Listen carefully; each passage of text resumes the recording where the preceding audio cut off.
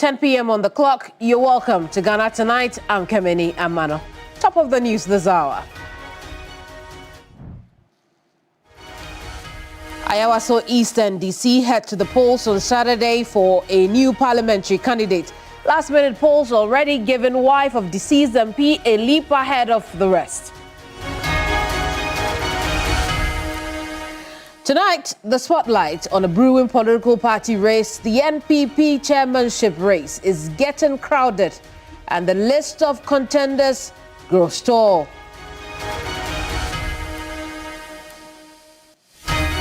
And it's a funky Fugu Friday. Ghanaian MPs show up to work in smocks in response to Zambia's reaction to President Mahama's attire of choice while visiting the Southern African country.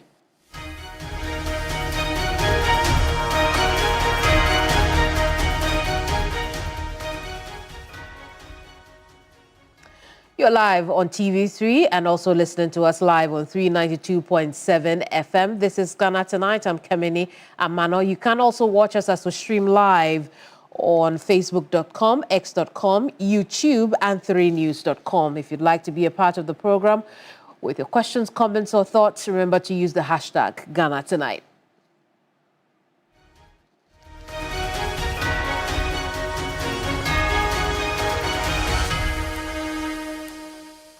Time now for some news summaries in Ghana Brief.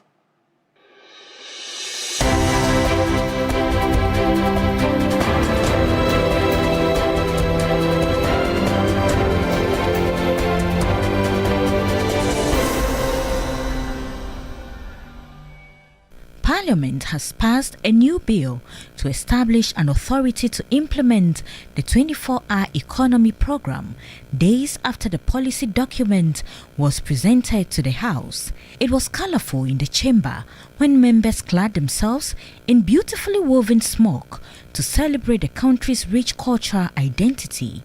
The bill was passed after extensive deliberations and debate between the majority and minority caucuses on the floor of the House. The idea behind it is to create jobs and opportunities for our youthful population.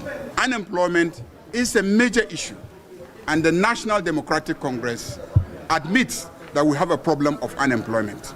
That is why, for us, it's a matter of great joy that ultimately this Parliament has passed the 24-hour Economy Authority Bill.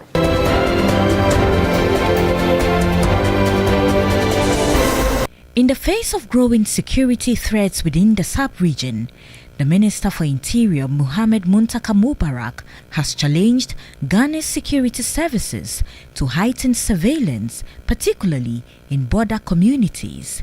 The minister, who has been engaging heads of institutions under the Interior Ministry, says the move has become necessary following an increase in recorded crime cases last year.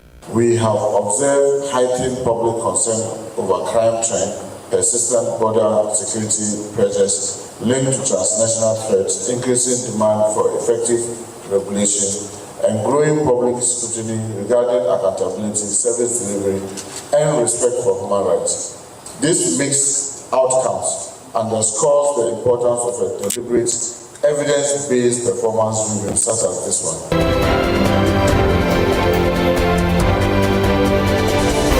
The National Democratic Congress is preparing to elect a candidate tomorrow to lead the party into the upcoming Ayawaso East by-election. Ahead of the parliamentary primary, the camp of Baba Jamal, one of the candidates, has challenged pollster Musa Dankwa to release the full details of his recent polls. The polls project a victory for Hajia Amina Adam, widow of the late Member of Parliament. Baba Alhaji is the campaign manager for Baba Jamal. I am telling you what is happening on the ground. And I am telling you, I dare him to publish the details of his investigation. He didn't do anything here. Where do you publish a general election when you know in Saturday we are holding a general delegate one? Musa Dankwa didn't do any survey in Nima. Whatever he published was born out of his own imagination.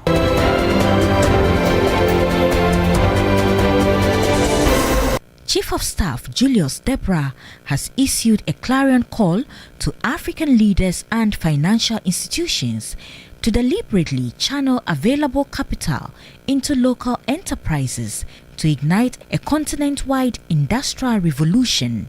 Speaking on Friday, February 6th at the 2026 Africa Prosperity Dialogue held at the Pediasi Lodge, Mr. Debra stressed that Africa's journey towards self-reliance must move beyond lofty rhetoric and deliver tangible economic results. Africa needs patience, development-oriented capital that understands the realities of SMEs, supports innovation and reward growth. Capital must meet credible businesses, and credible businesses must be equipped to absorb investment and scale regionally. Second, we must build trade capability at scale, export readiness, standards of compliance, digital trade literacy, and logistics efficiency.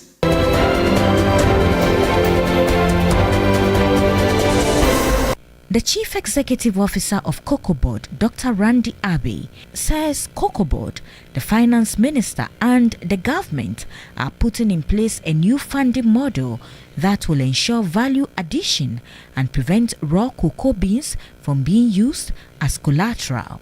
Addressing the media in Accra, Randy Abbey urged stakeholders in the sector to exercise restraint while they work diligently to resolve the situation as quickly as possible.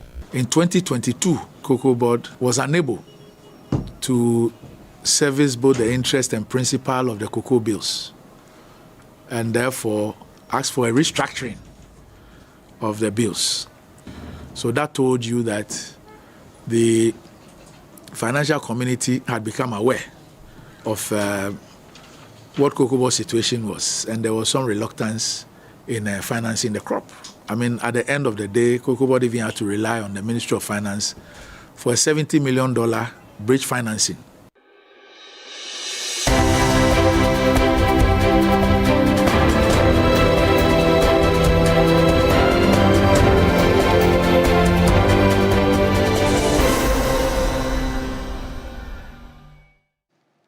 Time now to get the show on the road.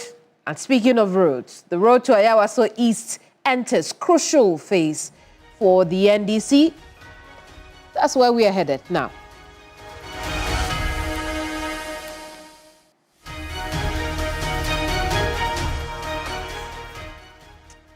Now, NDC delegates will have to choose one among 5 contenders, 1 woman, 4 men, to become the next parliamentary candidate for the party. Over 1,000 of them are expected to take part in tomorrow's exercise, which is already tipped in favor of the sole female contender, Haji Amina Adams. I'll get to that shortly. Right now, however, let's head to the heart of the constituency, Nima, where most of the action sits. Stanley Niblo is there for us. Stanley, what can you report from there? The Nima cluster of schools is going to play host to the Ayawaso East NDC parliamentary primaries, scheduled for 7th February, which is tomorrow, 2026, and already activities are on the ground. The Ghana Police Service had already taken the lead to demarcate areas where delegates would pass to the various centers. So this school is going to host 2 of the centers, which is going to be used for tomorrow's process. So we have Center A and Center B. So these lanes, right from the entrance of the premises or the school premises, 4 lanes have been created by the Ghana Police Service. And so one will serve as an entry point to the polling center, and 1 will serve as an exit. So immediately a delegate walks into the center, you have to use this outer lane into the center. And after you are done casting your ballot and you want to exit the center, you use this lane to exit. And this lane on my right is also going to be the exit point, while where I am positioned now is actually going to be the entry point to polling station B. So you go in there, you go through the process, and after you are done with everything, you'll be directed to use this lane to exit peacefully out of the premises. So tomorrow, security is going to be beefed up here because the Ghana Police Service, the IGP and the Police Management Board, and the Ghana Police Service in its entirety are not going to leave anything to chance, because so they have prepared their men, they have really trained them, and they are going to carry out this exercise so peacefully. Tomorrow they are not going to entertain any form of chaos. Anybody who is going to come into this center would have to comport him or herself. Delegates that are going to troop in here are expected to go through the process peacefully. There are going to be adequate police personnel here to man the process to ensure that everything goes to a successful end. From 7 a.m. that the process will begin to the post will go to a close, and then subsequent declaration would also follow suit. The police is going to be involved in all the activities that is going to take place here, because like I indicated earlier, they don't want to leave anything to chance. So right from the entrance, tents have been erected outside of these premises, and delegates will not be allowed to mass up here in their numbers. The tent outside there would be the holding place for delegates, so they'll camp you over there in queues as well. So when it is time or your turn for you to come and go through the process, you will be peacefully ushered in through these lanes, one of these lanes, to go and vote or cast your ballot. And when you are done, you'll also be asked to exit the premises peacefully. When it is time for counting and declaration of the results, you can come in to come and observe that process. You will not be prevented from coming in. Already, we've been told that some 1,080 delegates are expected to go through this process to elect one person out of the 5 aspirants who have availed themselves to go through this process to serve the people of the Ayawaso East constituency. Already, we have Baba Jamal, who is the former legislator for Akwetia, and also in the race is the widow of the late MP, who is also seeking to replace her husband. And so already her supporters are already on the street jubilating, making merry about her victory, even though the process has not commenced yet. Let's get to the streets and have a look of what they've been doing on the streets of Nima.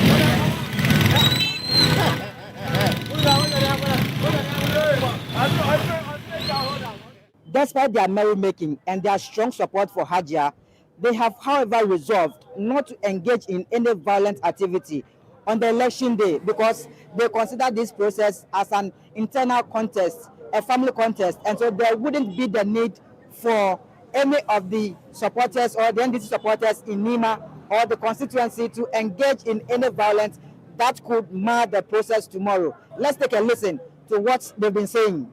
My name is Linda Kalechi, and I'm working in her company, right?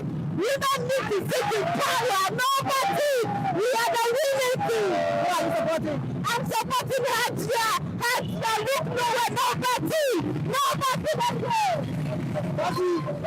Because tomorrow, no fight, no everything. Slow, peace of mind. Everybody make a vote. The delegate, hey, that's it. Delegate. Delegate, I swear, delegate.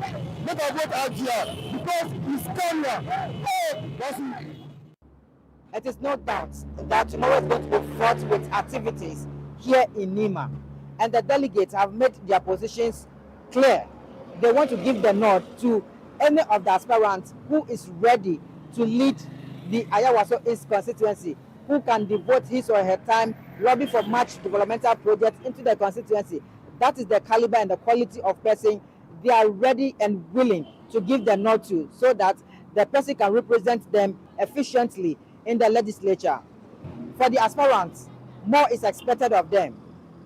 Stanley Niblew, TV3 News, Nima.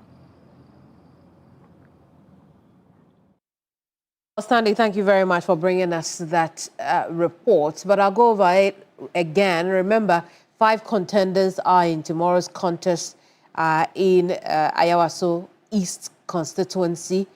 We know that in order of appearance, there's the chairperson of the party in that constituency, Mohammed Ramney. There is wife of the deceased MP, Hajia Amina Adams, Ghana's High Commissioner to Nigeria, Baba Jamal Mohammed Ahmed, Yakubu Azindo, and Naji Mohammed. So those are the 5 contenders on your screen. Now I want to talk about these 5 because the latest Global Info Analytics poll shows that Hajia Amina Adam, who is number 2 on the ballot, but first on our screen right now, she's tipped to be in a comfortable lead ahead of her peers. But Baba Jamal's team have challenged the polls. Let's take a listen to Baba Jamal's campaign team. I am telling you what is happening on the ground. And I am telling you, I dare him to publish the details of his investigation. He didn't do anything here. Where do you publish a general election when you know in Saturday we are holding a general delegate one? Musa Dankwa didn't do any survey in Nima. Whatever he published was born out of his own.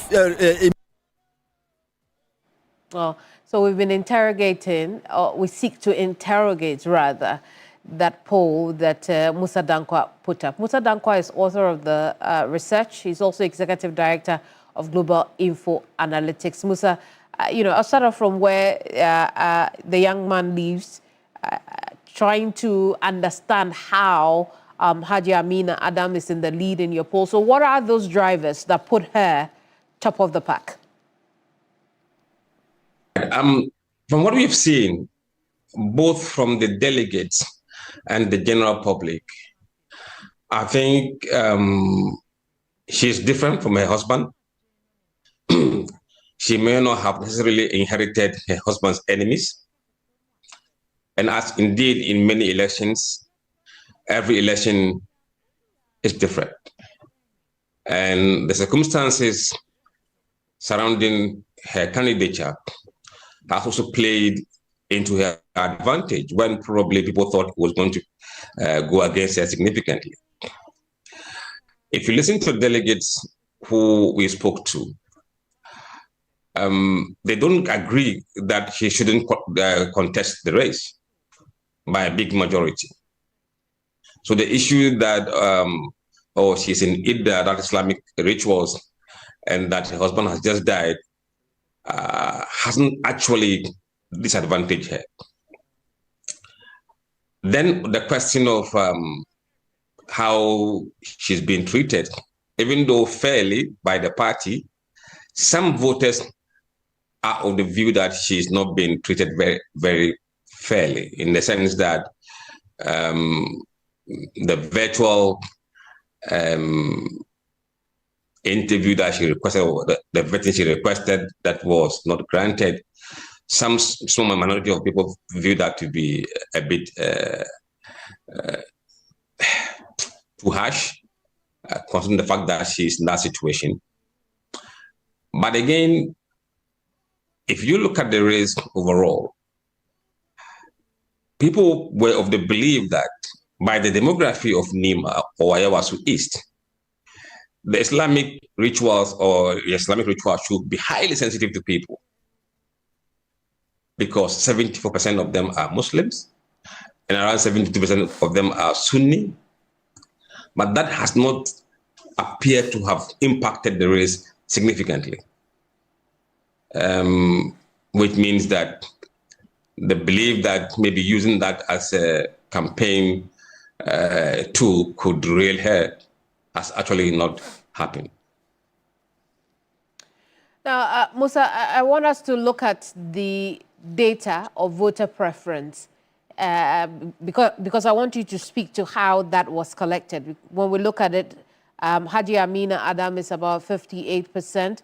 Let's look at it quickly. Hajia Amina, about 58%, followed by the former Akwetia MP, now Ghana High Commissioner to Nigeria, Honorable Baba Jamal at 32%, and then it goes on and on in reducing order.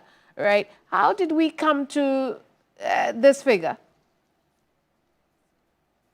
Well, this is two different surveys we conducted. The first was among the delegates, and the second was among all voters. They were interviewed between 1st February and 5th February. Yesterday we ended. And with regards to general voters, we sampled 1,500 of them and spread this 1,500 across the 11 electoral areas of Ayawaso East, from the largest electoral area, which is Hot Coffee, to the smallest, which is Ruga, thereabout. So it was shared proportionately in order of voters. Delegate, it was spread randomly across the 11 electoral areas, which contribute to the register of NDC.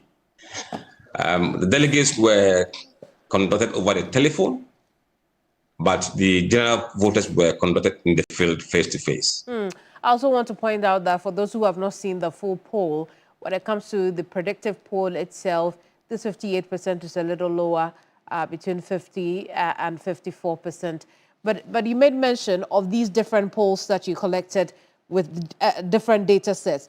What really are the differences between the two data sets? Actually, we have seen the convergence of views from the delegates and indeed overall voters of Ayawaso East, and in particular among the NDC faithfuls. Now, if you look at the delegates in terms of the committed voters model, the delegates are backing Haji Amina by around 54%. And then when you look at the overall for this constituency as a whole, she's getting 58%. Remember, the margin of error for both is plus or minus 3.2%. So broadly in line with the sentiment, which is there's a strong correlation between the views of NDC voters and the views of their delegates in the constituency. Practically speaking, what does that mean?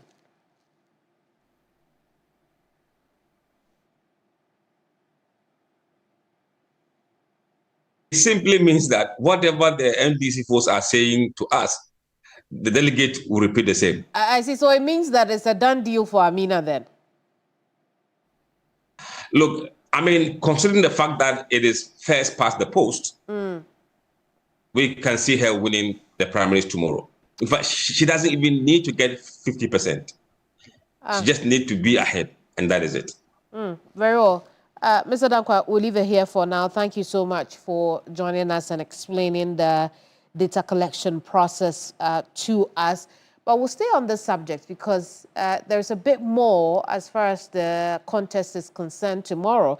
The NDC as a party has issued a statement, really, where they informed the general public and party members of the event to happen tomorrow in the Ayawaso East constituency, tomorrow being the 7th of February, 2026. A few things to note from that statement as part of measures to ensure peaceful, transparent, and orderly conduct of the primaries.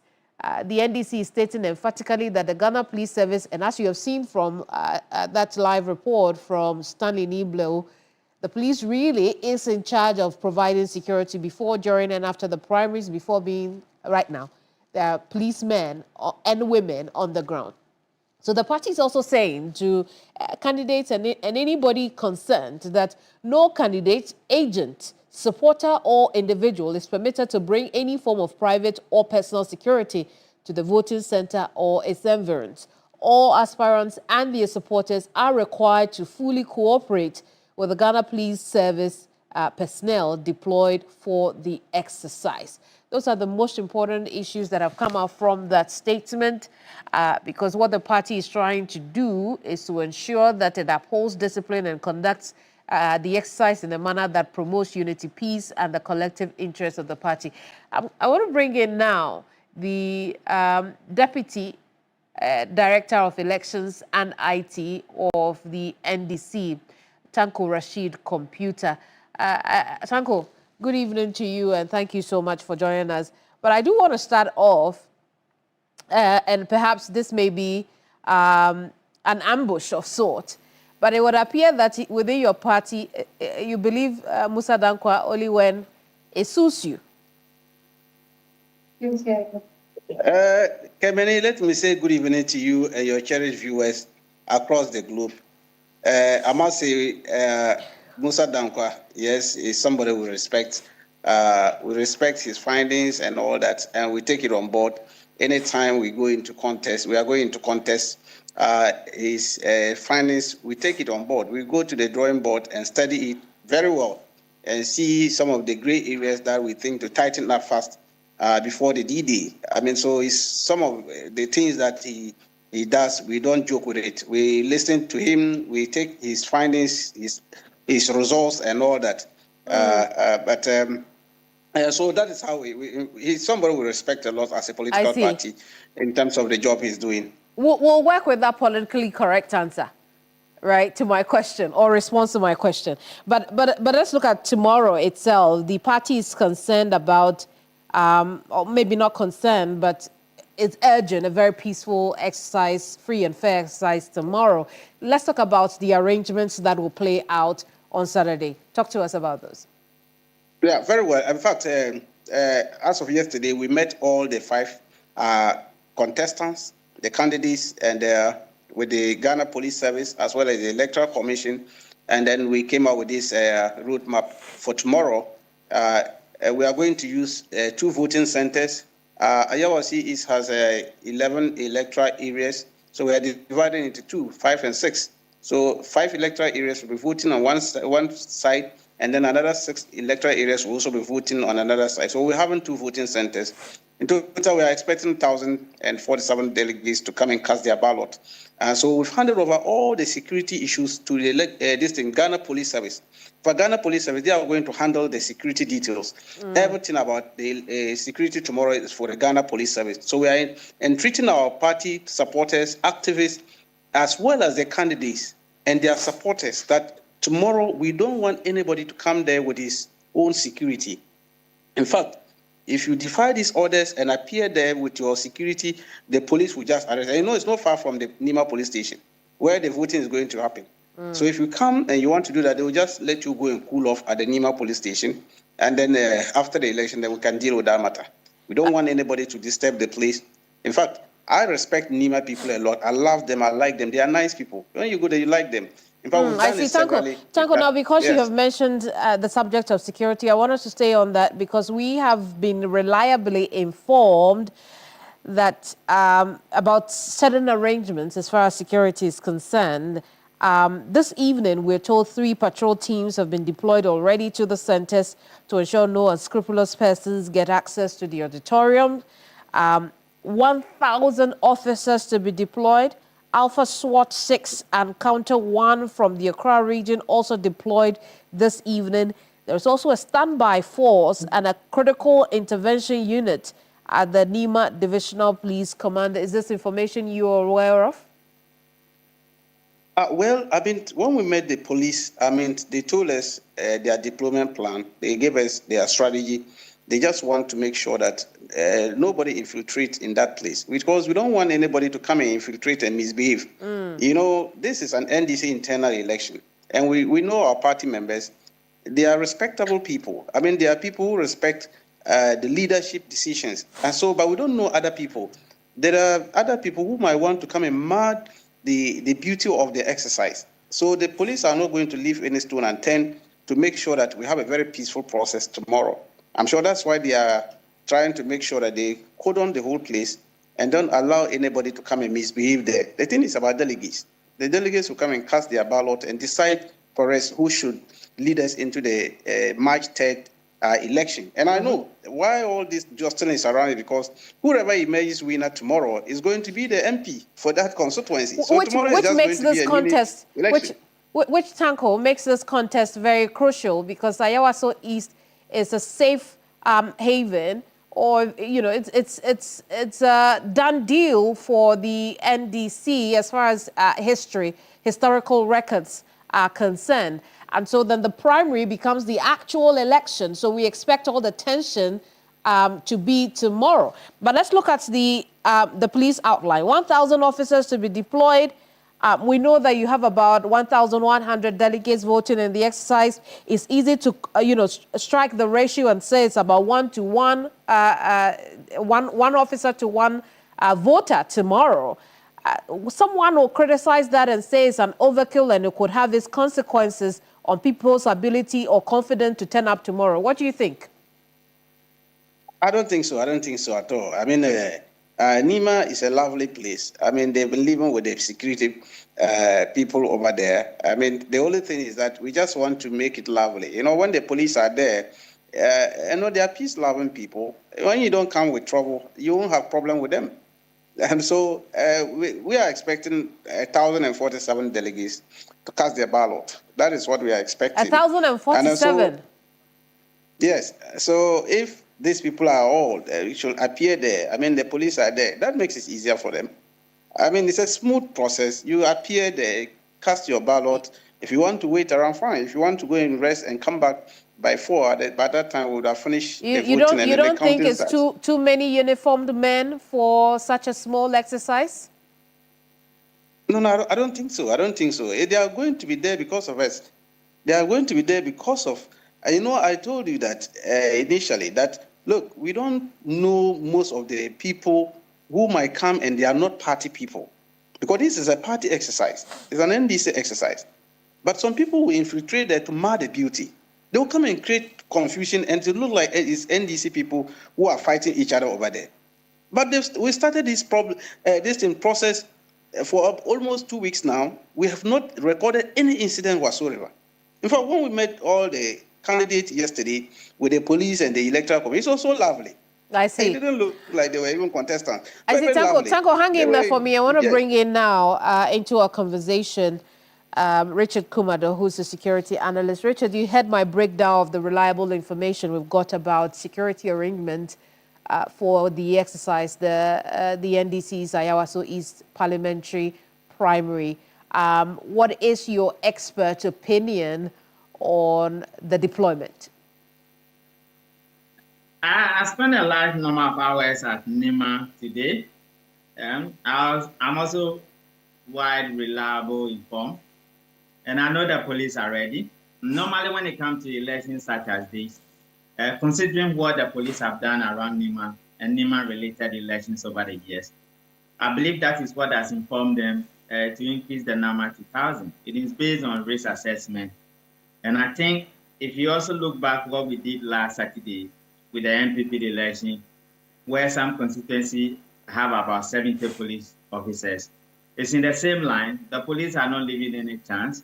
They'll be working closely with the BNI and reliably informed, and we'll be monitoring strongly. And I think we are going to have a serene election tomorrow. Normally, what would the police do? The police will do two things. They will ensure that there's safety for voters, and they will ensure that they provide security assurances for election officers, the police station officers, and the electoral commission officers to do their job. And once that is done, well, it would appear we lost Richard there. We'll connect to that line because it's important we get into the why this does not sound as an overkill, even for his level of expertise in security. But while we rework the lines to get to Richard, I want to go back to Tanko Rashid, computer of the NDC. Tanko, what are the most important house rules for the exercise tomorrow that you want voters, candidates, supporters to take note of as the exercise takes off tomorrow? Very well. Each candidate will come with their party agents. I mean, their agents will be there at each of the voting centers. You know, we're going to have 2 voting centers. So they will have an agent each at the voting center to observe. And then they will also have a coalition agent because we'll collate the 2 centers together at the close of the polls to declare the winner. So they will be entitled to that. So we are not expecting them to bring any personal security when they are coming into the voting centers. I mean, so we've had this understanding with each of the candidates, and they are very clear in their mind on that matter. And then we are not expecting people to come in there with cameras to be their phones to go and be taking pictures. I mean, let's allow it to be secret. I mean, secret ballot. So people should not go there and be taking pictures on that. They might have problems with the police. The police will not allow that. I mean, the Electoral Commission have been given all the logistics they need for this exercise. So tomorrow, I know we are going to have a very beautiful exercise. And then I see. What time does it start? Well. What time does it start? What time does it end? The voting will start at 7 a.m. in the morning, and then we'll close at 4 p.m. I see. Tanko, I appreciate your time tonight. Always a pleasure talking to you. Tanko Rashid, I'm Computer. grateful. Indeed. Tanko Rashid, Computer, is Deputy Elections and IT Director of the NDC. If we do get Richard Kumado back on the connection, we will talk to him about the exercise itself and the security arrangements around it, because it's easy to construe that to be, not only an overkill, but also a wasteful use of our resources, right? So it would be important to answer the question of why. In the meantime, here's what's coming up.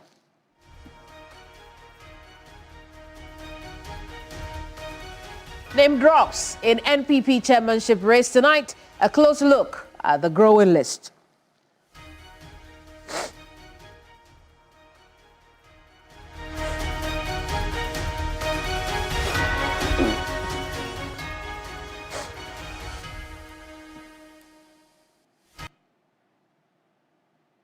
Now, it's nearly a week since the NPP went to the polls to elect a new presidential candidate. With that out of the way, the contest for party positions begin to take center stage, and the list of contenders keeps growing. The chairmanship race, for instance, will be one of the hotly contested positions, not only for its importance to the general leadership of the party, but because of the personalities involved. Ashanti Regional Chair of the party, Bernard Nchibwe-Siako, a.k.a. Chairman Wontumi, has thrown his hat in the ring despite court processes against him as we speak.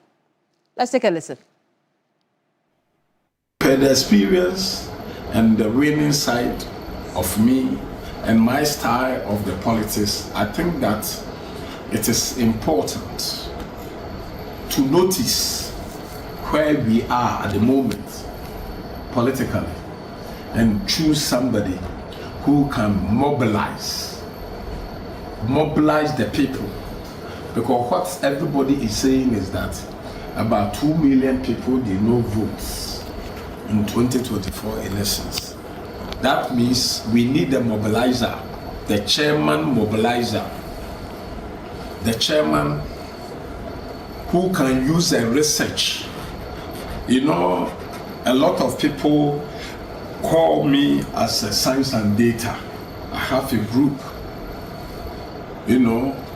as a movement group, a political movement group, to use science and data to base on the researches, to work hard, to build a system, to attract, to give hope to people, and to enable the people who did not vote to vote. And the ones who voted also, we encourage them to tell them that when you fail, when you fall, it's not the end. Failing sometimes is part of the process of the success. So when we lost in 2024 doesn't mean we have lost politically. It means that it's part of the process for us to win. That is why we brought Alhaji Dr. Mahmoud Bawumia back. Because we all know that yes, although we did not have it, but we go 41.7. The same way NDC, when Nana Akufo-Addo was the president, consistently, politically, they brought our current president to contest him 2020 and 2024 when he cannot contest again. He took advantage of his failure to win the 2024 elections. It's the same thing, Chairman Wontumi. I think that per the science and data, per the records, if I become the first Ashanti NPP national chairman from Ashanti, I think that it can give energy to the base, because Ashanti is our base, and at the same time it can give a positive energy politically to those who think that they have to reach a certain stage before they can move forward. It will encourage them, especially it will encourage the youth. It's going to encourage the youth, because now Yewura J. Kufuor, Yewura Nana Addo Dankwa Akufo-Addo, Yewura Asafo Mafo, Hackman, Oswajiman, our Council of Elders chairman. I think that once they are alive, it will be good for them also to have somebody they can advise them for our party to reach successful, or where the rationale behind the makers. Oh, gotta love Chairman Wontumi, but you've got questions, I've got questions. We'll do with it what we've heard, right? But he joins a list of equally yoked and equally experienced politicians. We'll go through a list of them and then have a conversation on the back of Bernard Entebbe-Siako's interest in the race, right? So let's start off with senior NPP figure, Boakye Agyarko, who has a very long history with the party, served as Minister for Energy during Akufo-Addo's first term, contested the NPP presidential primaries in 2018, often associated with party reform debates and internal democracy discussions. Then there's Chairman Wontumi, a very popular firebrand of the party, a long time in service for the party as well, influential with grassroots mobilization. As you heard him there, the NPP needs somebody to ginger the grassroots. He is the Ashanti Regional Chair of the party. One of the most powerful roles as far as the NPP is concerned, because it is the base of the party, the largest base really. And then there's John Boadu, former General Secretary of the NPP, party administrator, rather than an elected office holder, so to speak. He's closely associated with the party's national executive structure and administrative reforms. Remember that he was replaced with the current General Secretary after he lost that election. He went on to be the director of SIGA. But there are a few more others in the race, right? And I want to tell you about them as well, because there's Stephen Asamoah Boateng, former Minister for Chieftaincy and Religious Affairs, also a long-time member of the party. He's held other ministerial positions, and he's often positioned as a loyal member or operative of this party. Edward Boateng, also a very familiar name, career diplomat and politician, served as Ghana's ambassador to China, and he's associated with international relations and diplomacy. We also see Kwesi Amwako Atta, who is a veteran politician and lawyer, Minister for Roads and Highways, former Member of Parliament for Etiwi for several terms, really. And there is also the man, Paul Afoko. Now, that's a name that you cannot miss, again, because of some of the things that have happened in the past as far as his tenure as chairman of the party is concerned. We know that last year he released a statement throwing his hat in the ring towards the chairmanship position of the party, coming on the back of nostalgia for old hands and the stability or the stable leadership of what a mature and experienced chairman could bring to the table. So these are the men who are contestant, who have officially thrown their hats in the ring, are ready to run the race for the NPP chairmanship slot. But tonight, our focus is on Chairman Wontumi being the latest to add to the growing list. Evans Inkum is our Northern Sector Bureau Chief based in the Ashanti region, has joined us with some home-based reactions to this. Evans, what can you tell us? So it's been an interesting analysis among the rank and file of the party in its stronghold, the Ashanti region. And many have begun trying to assess Wontumi's chances to the recent primary, which saw Dr. Mahmoud Bawumia win. Because Wontumi is coming from his camp, and there is this rhetoric whether Wontumi would have contested if Bawumia had lost. Because those who have been putting up that particular rhetoric believe that that would have been strenuous. I mean, competition for him if Bawumia had lost the particular election. But they also, the same people believe that Bawumia win also provide a certain leverage for Wontumi as far as harnessing his chances is concerned, because it's going to be the same campaign team that is likely, Wontumi is likely to fall on as he enter into this particular race. But the emergence of the former Ghana's ambassador to China, he also hailed from the Ashanti region, perhaps may neutralize things.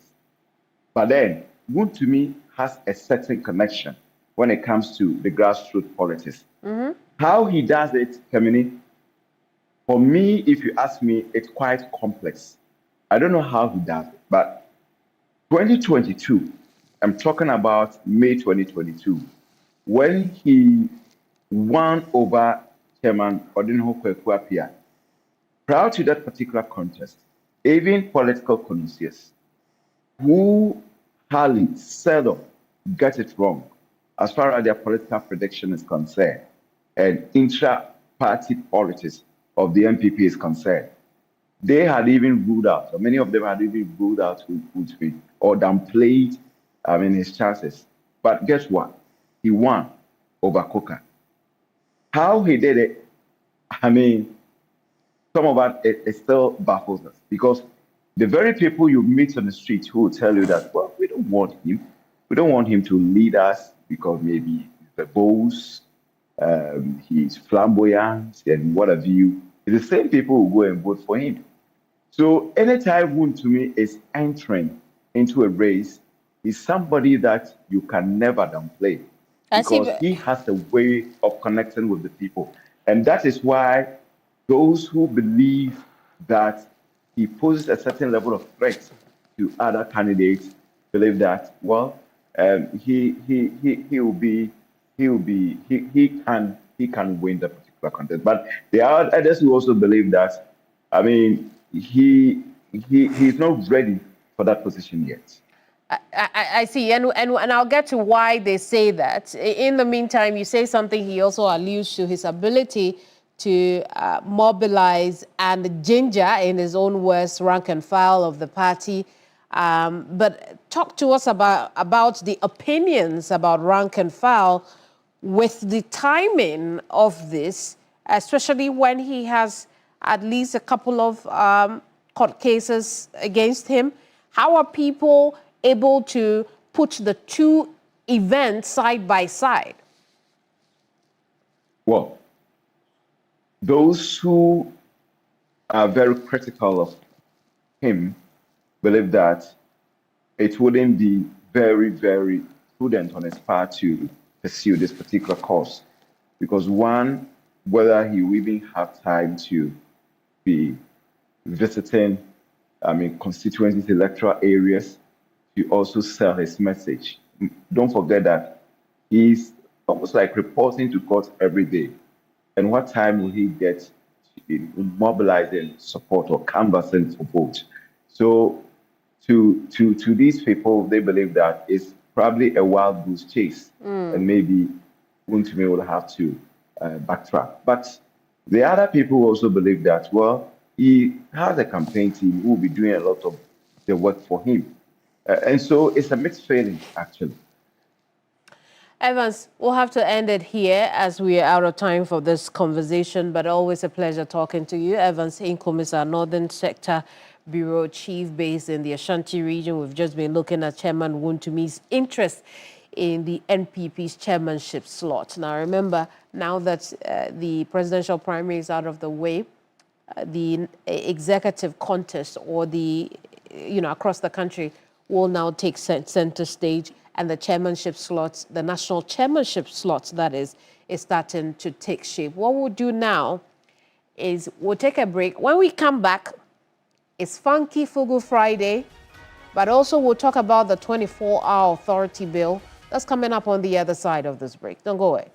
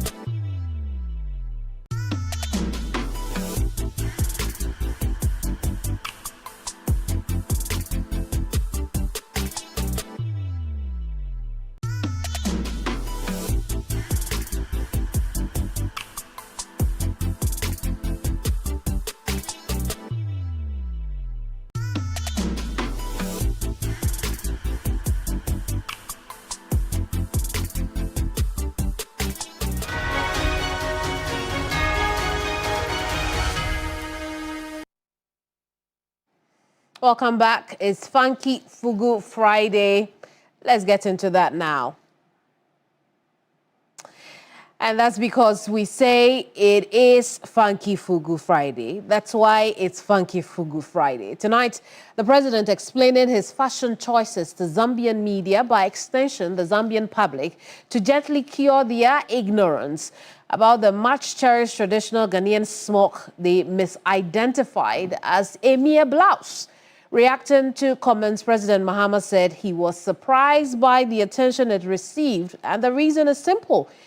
It's been on several international stages, including the United Nations, wearing variations of the smock. Take a listen. In English, but in our language, some people call it fugu, some call it batakari. Yeah. Now, this is a traditional dress that is made by a local industry. It's part of our culture, and so in the past, it was worn by kings, royalty, and also warriors. When our warriors were going to war, they wore smocks, and the belief was that the smocks were soaked in some herbs, and then some spiritual thing was done. So when you fire a bullet, it can't penetrate, you know. And so the smock portrays a lot of things in our culture. And significantly, on the day Ghana, the first sub-Saharan African country to gain independence, on the day our independence was declared,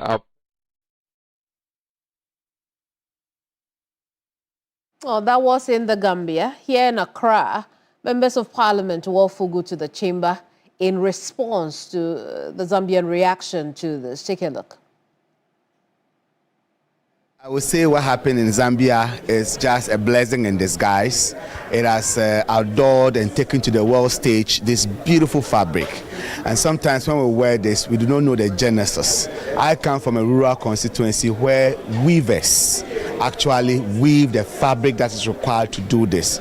Just this past weekend in Hamley, one weavers group graduated, and then in Samoa, another in my constituency. And these people sit down painstakingly, thread by thread. I thank the president for representing us on the international stage with it, and we'll offer it to the Zambians and to every other African who want to join this beautiful costume. Is available. If you come to Lambuse, my constituency, they are beautifully made and available for sale. So I'll continue to wear them with a lot of pride. This is culture. This is our identity. You see, yes, we can't do away with cultural assimilation, but not to totally employ the culture of the white people. And listen, we've been asking you to share your fugu photos with us on social media, and many of you did just that. So we are giving you a feature here on the show. And look at that. Red and brightly colored. Kobe success.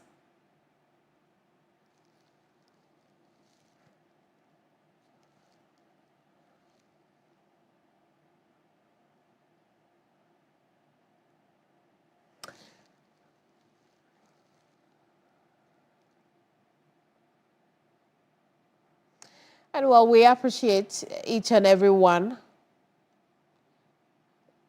We appreciate each and every one of them. As always, we are grateful that you're part of the program.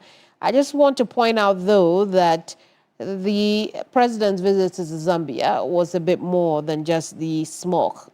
Nearly a dozen MOUs were signed, including travel and visa waivers between Lusaka and Accra, disaster risk management, institutional collaboration between Zambia Development Agency and the Ghana Export Promotion Authority, and a host others. So it was much more than fugu.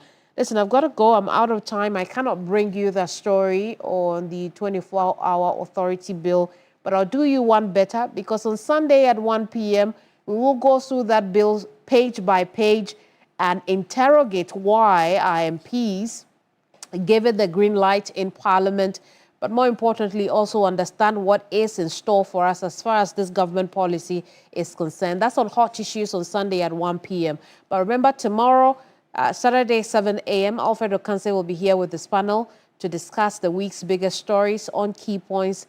Make a date with him then. In the meantime, have yourself a lovely weekend. I'm Kemini Amano. I'll see you same time next Friday. Bye-bye. Ghana Tonight is brought to you by Flamingo Paint, superior durability, superior hiding, superior coverage, simply superior. Sasso insecticide spray and